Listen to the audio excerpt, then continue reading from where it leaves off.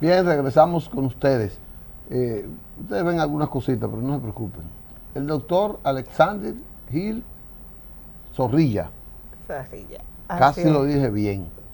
Él se llama así, él es oncólogo, cirujano, y nos va a dar una orientación de cómo tratar esas enfermedades, las enfermedades de oncología. Así que, Isabel.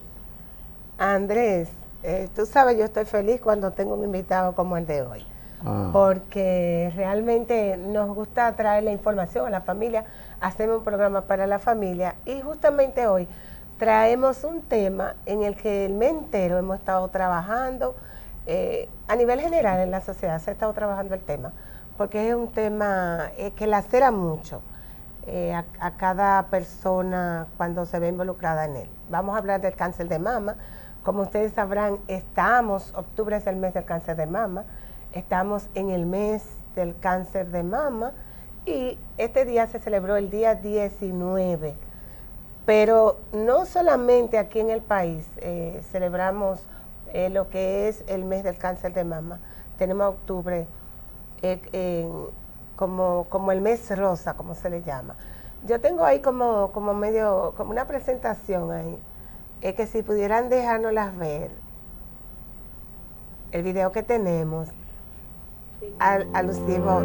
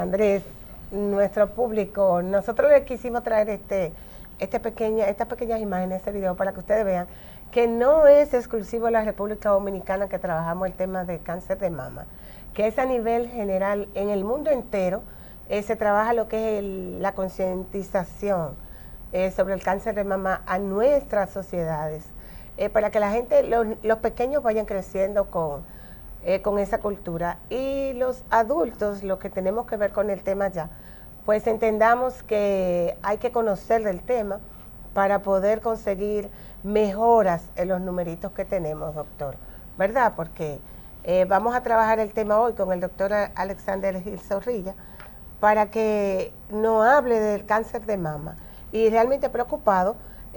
Una de las dos razones, ¿verdad? Tenemos que trabajamos el tema a nivel mundial para concientizar a las poblaciones, y otra que quisimos tratar el tema es por los números que tenemos con relación al cáncer de mama. Buenos días, doctor. ¿Cómo está usted? Bien, muchas gracias por la invitación a su programa. Como tú decías, el mes este mes es el mes que se ha dedicado para la concientización sobre la prevención del cáncer de mama. Y como tú decías, el 19 de este mes se celebra el Día Mundial sobre la lucha contra el cáncer de mama. No estamos celebrando el cáncer, no, estamos celebrando la lucha contra el cáncer. La lucha, exacto. Concientizando sobre la lucha. Exactamente. Entonces, el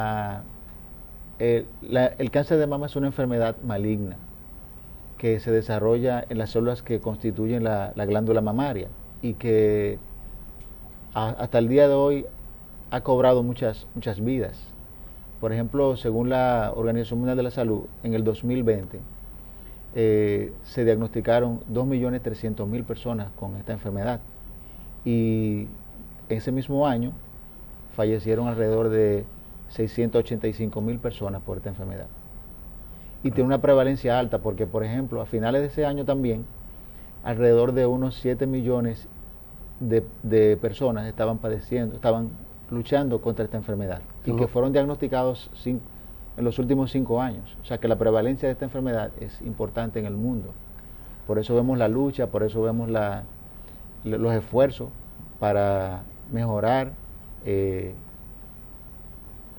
la lucha contra esta enfermedad. ¿Qué tiempo cuando se le diagnostica el cáncer a una persona, a una señora, una madre, qué tiempo más o menos y de qué depende que prolongue la vida o que sea más corta después que tiene el diagnóstico?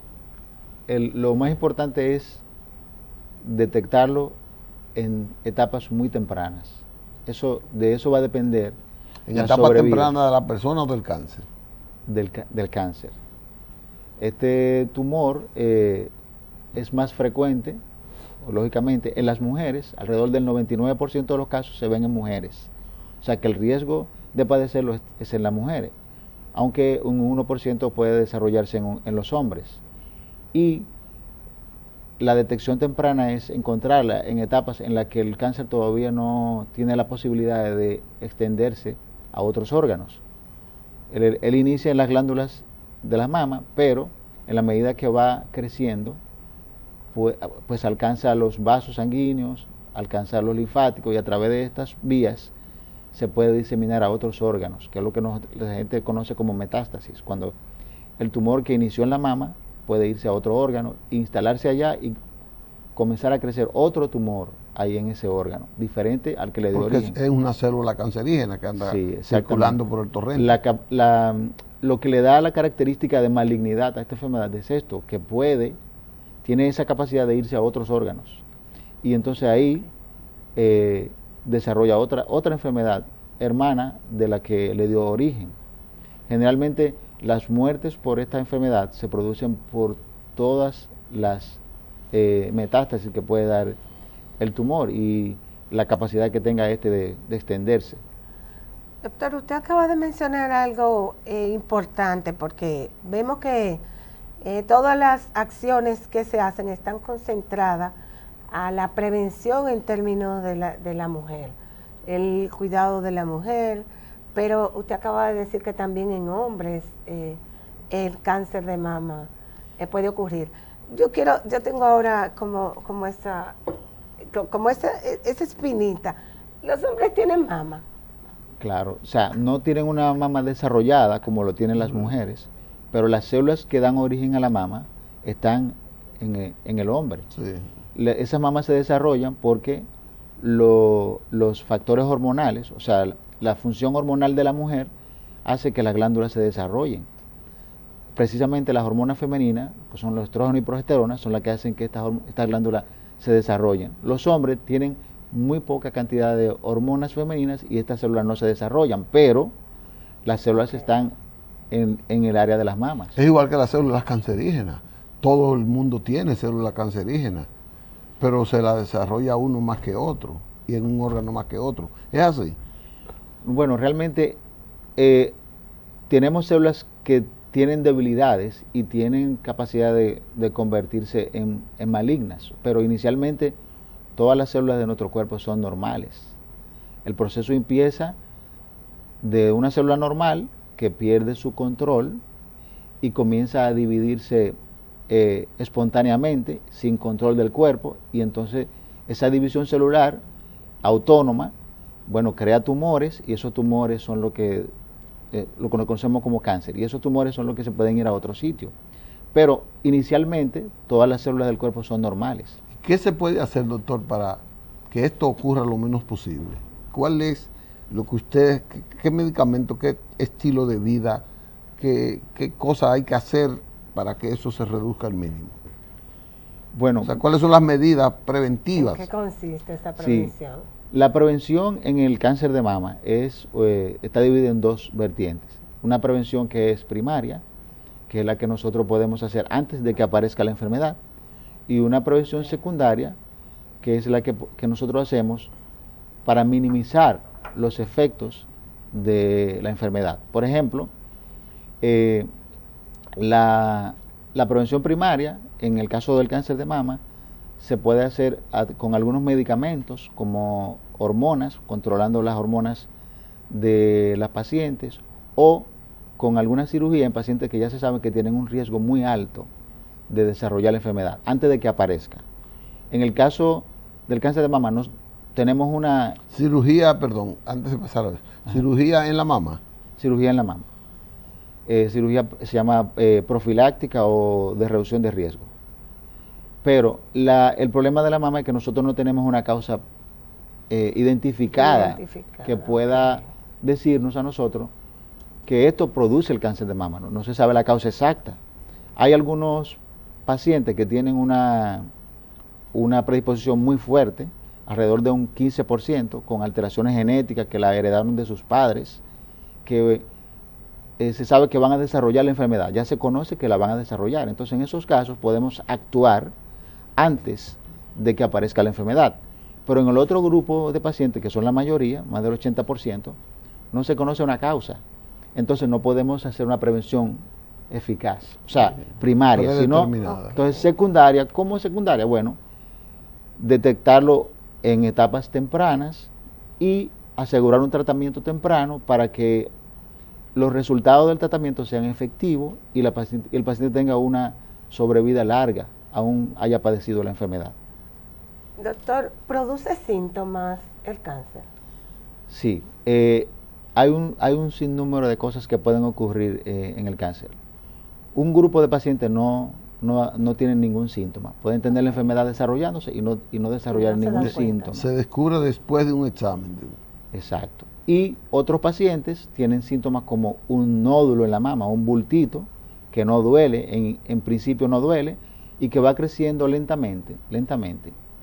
Esa es la presentación más frecuente. Pero, ¿es fácil advertir ese nódulo? Bueno, para eso tenemos las evaluaciones del paciente, del mismo paciente, se llama autoexamen. Okay. Y también examen por el médico, examen clínico, que debe hacerse anualmente. Pero generalmente cuando nosotros ya sentimos un bultito, la enfermedad tiene mucho tiempo desarrollándose. Se calcula que alrededor de 3 años en los cánceres más comunes. Cuando la pelotica puede palparse, cuando cuando ya se siente, debe tener el tamaño como de 0.8 o 1 centímetro para que el paciente pueda tocárselo. Y ya cuando tiene ese tamaño, se calcula que alrededor de 3 años comenzó el proceso de desarrollo de la enfermedad. Preventivamente, doctor, no me bote la idea que usted iba desarrollando, pero quiero cogerlo ahí. 3 años para usted determinar que esa bolita ya es cáncer. Sí, pero tenemos un examen que me lo puede detectar antes. Eso es lo que yo quería saber. Antes de que yo pueda tocarlo o de que la paciente pueda tocarlo, que es la mamografía. La mamografía son estudios radiológicos de la mama, es una radiografía de la mama, que me puede mostrar a mí el tumor cuando aún no se palpa, cuando aún está desarrollándose dentro del conducto, porque el proceso de desarrollarse el tumor es cuando una célula que cubre el conducto de la mama, el conducto es ese tubo que lleva la leche desde el acino, donde se produce, hacia el pezón. Entonces, esto es el estudio de mamografía. La mamografía consiste en un estudio radiográfico que tiene dos proyecciones, una proyección craneocaudal y una oblicuo medio lateral. Ahí podemos detectar, por ejemplo, lesiones. Fíjense en la imagen que vemos en la pantalla, se ve una lesión muy pequeñita, un nodulito que se ve de color blanco dentro de todo el tejido glandular. Es una lesión inicial de un tumor de mama, que probablemente no se pueda palpar, pero sí ya se está viendo en la mamografía. O sea que si nosotros lo encontramos en ese tiempo, pues el tratamiento puede ser mucho más eficaz. Y por eso es que se recomienda un examen periódico, no importa que tenga o no tenga. Sí, eso se llama el tamizaje. ¿A partir de qué edad, doctor? Exacto. Bueno, normalmente a partir de los 40 años, porque los 40 años son el inicio de aumento de riesgo de la patología, aunque la enfermedad puede aparecer después de la pubertad a cualquier edad, pero aumenta gradualmente con la edad de la paciente. Pero los 40 años son la barrera, la línea, donde ya el riesgo de desarrollar cáncer comienza. Entonces, la mamografía puede ver esas imágenes pequeñas dentro de la glándula, aun cuando no se palpen. Entonces, podemos actuar a tiempo con ese tipo de tumor. Correcto. Yo prefiero como que vayamos a una pausa sí, para que cuando volvamos podamos seguir desarrollando el tema.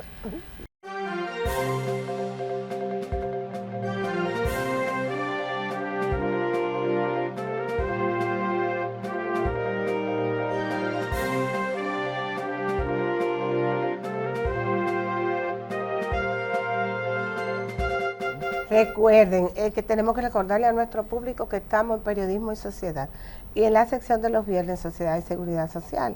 Recuerden que estamos conversando con el doctor Alexander Hill sobre el cáncer de mama y justamente cuando nos fuimos a una pausa, el doctor nos hablaba sobre el examen y la edad en que se realiza ese examen a partir de los 40 años.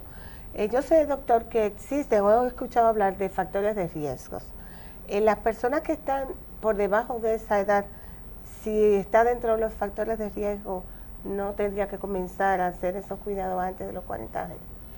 Sí, debe hacerse antes en pacientes que tienen un riesgo muy elevado para desarrollar la enfermedad. Estos son pacientes que tienen familiares de primer grado que han tenido cáncer de mama, llámese mamá, o sea, puede ser hereditario. Sí. Solamente, perdón, con el cáncer de mama, no con cualquier tipo de cáncer. Debe de observar, no es un paciente en riesgo, con un familiar que haya desarrollado cualquier otro tipo de cáncer. Bueno, hay otros cánceres que tienen una relación genética con cambios en los genes que se heredan de familiares. Por ejemplo, ahí está el cáncer de colon, el cáncer de próstata, el cáncer de ovario y el cáncer de mama. En estos pacientes, el estudio preventivo debe realizarse años antes de la edad a la que se presentó al familiar, por ejemplo, 10 años antes de la edad en que se desarrolló a la mamá o a la hermana o al padre. El examen preventivo debe hacerse antes de lo acostumbrado. En este caso, por ejemplo, de mama, se recomienda a los 40 años. En ese tipo de pacientes puede empezar a los 30, 35 años el screening de las mamas.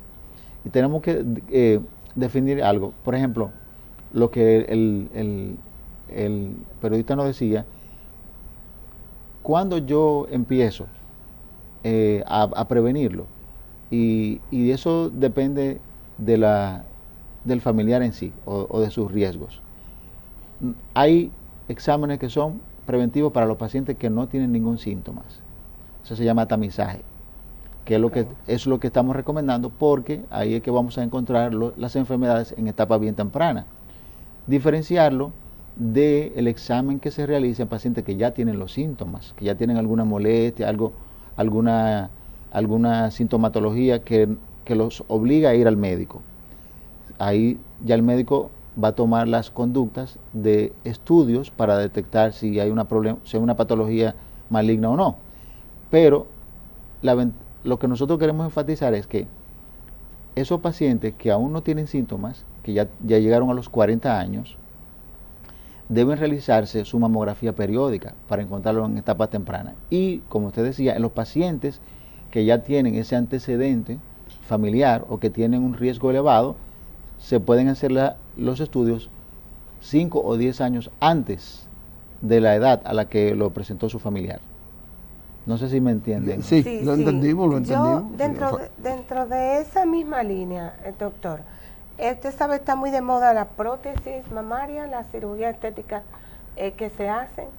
¿Las personas que tienen cirugía estética, que tienen prótesis mamaria, están dentro de esos factores de riesgo? No, la prótesis no implica aumentan el riesgo de padecer el cáncer de mama. Algún paciente me pregunta, doctor, y para esas personas que tienen prótesis, para hacerse sus estudios, ¿no dificulta el estudio? Bueno, generalmente la prótesis se colocan o detrás de la glándula o detrás del músculo. Así que nosotros tenemos el tejido mamario protegido delante. Si yo tengo que hacer algún estudio, pues lo puedo hacer sin riesgo de que voy a dañar la prótesis. Y los estudios, las biopsias, se pueden hacer sin inconvenientes. La mamografía, la sonografía no van a afectar la prótesis. Además, la pregunta que tú me hiciste, si esa prótesis aumenta el riesgo de padecer cáncer de mama. No, hasta ahora no. Solamente se ha visto un tumor muy, muy raro, que realmente no es de la glándula en sí, que es un tumor del tejido linfoideo en la glándula. El cuerpo, cuando se pone en la prótesis, le crea una cápsula para envolverlo a la prótesis, y esa cápsula se mantiene drenando siempre a través del sistema linfático, y parece que el exceso de trabajo del sistema linfático puede crear un tumor del sistema linfático, no de la mama como tal. Y es un tumor muy raro que se ha relacionado con la prótesis, pero no viene directamente de la glándula, sino del sistema linfático que envuelve la prótesis. Doctor, quiero, a partir de esta pregunta o estas dos preguntas que le voy a hacer juntas, como desarrollar una especie de indagar sobre la aptitud por la cultura de la mujer en dos facetas. Una es que si usted conoce cifras estadísticas que pudieran decir que el cáncer de mama llega o no llega donde una mujer que ha amamantado o que no. Si hay estadísticas que dicen, bueno, se desarrolla más el cáncer donde ha habido una madre que ha lactado. Y segundo, que usted me diga, por ejemplo, en el campo la gente nuestra tiene un nivel cultural que en los últimos 20, 25 años es que ha ido elevándose. O sea, la mujer va a la escuela, va a la universidad, pero antes eso no era tan común ahora. Y eso vinculaba mucho a la mujer a lo que era la protección de su intimidad. Entonces la mujer no iba mucho a hacerse un examen de mama porque eso era peligroso y no había muchas, ¿cómo se llama de esa doctora de la mama? ¿Qué sé yo? Sí, oncólogos, hematólogos. Entonces yo quiero que usted me diga esas dos situaciones culturales que se nos presentan. Bueno, ahí vamos a hablar de factores de riesgo, por ejemplo. Factores de riesgo que aumentan la posibilidad de desarrollar la enfermedad, pero que son factores de riesgo, no son tan fuertes. Por ejemplo, la exposición durante toda la vida a los estrógenos femeninos se ha vinculado a un factor de riesgo de desarrollar la enfermedad. Y aquí incluye, ¿qué incluye esto? Incluye que la mujer tenga una menarquia temprana. Menarquia es su primera menstruación temprana, por debajo de los 10 años. Y que tenga una menopausia tardía, por encima de los 55 años. Bueno, las estadísticas dicen que mientras más temprano es tu menarquia, mucho más tarde es tu menopausia. No, más temprano. Más temprano. Sí, porque en el caso de la mujer, se dice que viene con una cantidad de óvulos contados, y cuando se acaban, llegó la menopausia. Entonces, si empiezas temprano, se van a acabar más temprano. Pero buena explicación. Lo que te quiero explicar es que, por ejemplo, esa exposición a los estrógenos por mucho tiempo, entonces es un factor de riesgo ya establecido, pero no un factor de riesgo muy fuerte. Entonces, las mujeres que tienen su primer hijo después de los 30 años tienen un riesgo aumentado. Las que tienen su menarquia temprana tienen un riesgo aumentado. Y las que tienen su menopausia después de los 55 también. Las que no amamantan también tienen un riesgo aumentado. O sea que lo que usted me preguntaba, si amamantaron es un factor de protección, sí, se ha visto que sí. Pero también, por ejemplo, otro factor de riesgo es, aparte de la edad y del sexo, es los antecedentes familiares, antecedentes personales. Una paciente que ha tenido cáncer de mama tiene más riesgo de desarrollar otro cáncer de mama que una que no lo ha tenido. También algunas lesiones premalignas de la mama, como hiperplasia ductal con atipia, carcinoma lobular in situ, aumentan el riesgo de padecer la enfermedad. Y factores como, por ejemplo, se ha visto el consumo excesivo de alcohol, el tabaco, son factores que pueden aumentar el desarrollarse de la enfermedad. Pero hay algo importante, que doctor, ¿cómo me dice eso? El 50% de los tumores de la mama se presentan en pacientes que no tienen ninguno de estos factores de riesgo. Y eso no te exima, yo no tengo esos factores, no me va a dar, no. A cualquiera le puede dar, como decía al principio, desde que la paciente hace su desarrollo de las glándulas hasta que tiene 85 años, tiene riesgo de desarrollar la enfermedad. Y esos factores de riesgo no significa que te va a dar la enfermedad, porque tenemos pacientes con muchos factores de riesgo y no han desarrollado la enfermedad.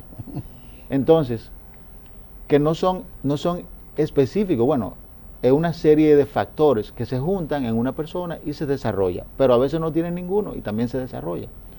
De manera que estamos en una encrucijada un poco difícil para esto, pero... La prevención es lo más importante. Exacto. ¿Cuál es su consejo para eso, doctor? La prevención. Bueno, consejo para prevenir es hacerse su mamografía de detección. Las pacientes sin síntomas que tienen más de 40 años o que empiezan de los 40 años, su mamografía anual para encontrarlo temprano. Y también los pacientes, disminuir esos factores de riesgo que se pueden controlar, por ejemplo, el cigarrillo. El café no. El cigarrillo, el alcohol y tener una vida saludable, por ejemplo, hacer ejercicio, tomar mucha agua, tener una alimentación saludable con frutas, vegetales, disminuir el consumo de grasa animal. No coman grasa animal, no, disminuir el consumo de grasa animal, porque necesitamos la grasa animal como proteína, como fuente de... Como si fuera a consumir el mínimo. Exacto. Como decía, hacer ejercicios y tener la vida saludable en la medida de lo posible que podamos tener, para evitar, para disminuir el riesgo. Pero toda mujer que tenga más de 40 años está en la tómbola de que puede padecer la enfermedad. Solamente dependen de su suerte. Correcto. Otra cosa que le debo decir también, por ejemplo, otro factor de riesgo es, por ejemplo, la obesidad y la diabetes. La obesidad es un factor de riesgo para el cáncer de mama. No factor de riesgo fuerte, pero lo es. Y también la diabetes. ¿Por qué? Porque antes del paciente hacerse diabético hay una lucha entre lo que es el páncreas y lo que es el azúcar en la sangre, que tratan de controlar y mantenerla en unos niveles adecuados. Cuando ya se pierde la batalla por el páncreas, entonces viene la diabetes, que el azúcar se mantiene alta. Entonces, en ese proceso, el cuerpo, todas las células del cuerpo se ven sometidas a un estrés de producción de insulina. La insulina es una hormona que es trófica, o sea que ella lo que hace es tratar de regular el azúcar, pero que las células consuman el azúcar y bajen los niveles en la sangre.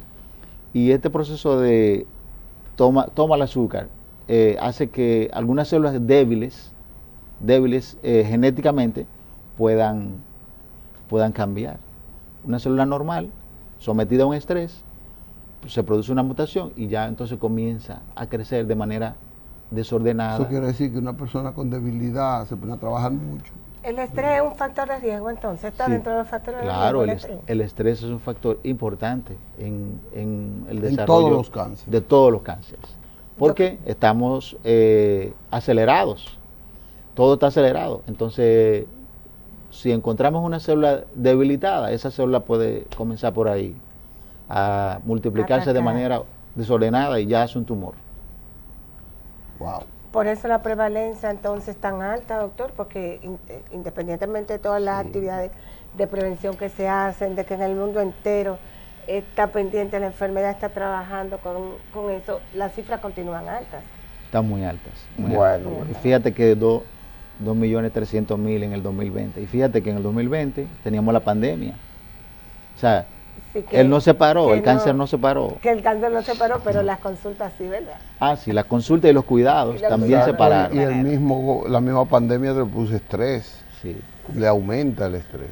Doctor Alexander Gil Zorrilla, usted nos ha hecho un gran programa, nos ha desarrollado una tremenda cátedra aquí y nosotros queremos felicitarlo y agradecerle. Muchas gracias. No, y sobre todo un compromiso que tenemos, tratamos el tema, inclusive antes de comenzar el espacio, estuvimos hablando de que íbamos a trabajar el tema de la manera que lo hemos hecho, con la parte preventiva, pero que él se compromete a venir a hablar con nosotros. Él va a volver. Sobre la cirugía, sobre los tratamientos. Sí, después es una segunda etapa suya. Que puede ser pronto. Sí. Gracias, que lo vamos a atrapar pronto. Gracias, señores. Gracias, de verdad, al doctor Andrés, al público que ha estado con nosotros todo este tiempo ahí viéndonos. Muchas gracias. Bueno, nos veremos el próximo lunes. Hasta el próximo viernes nosotros, de mi parte.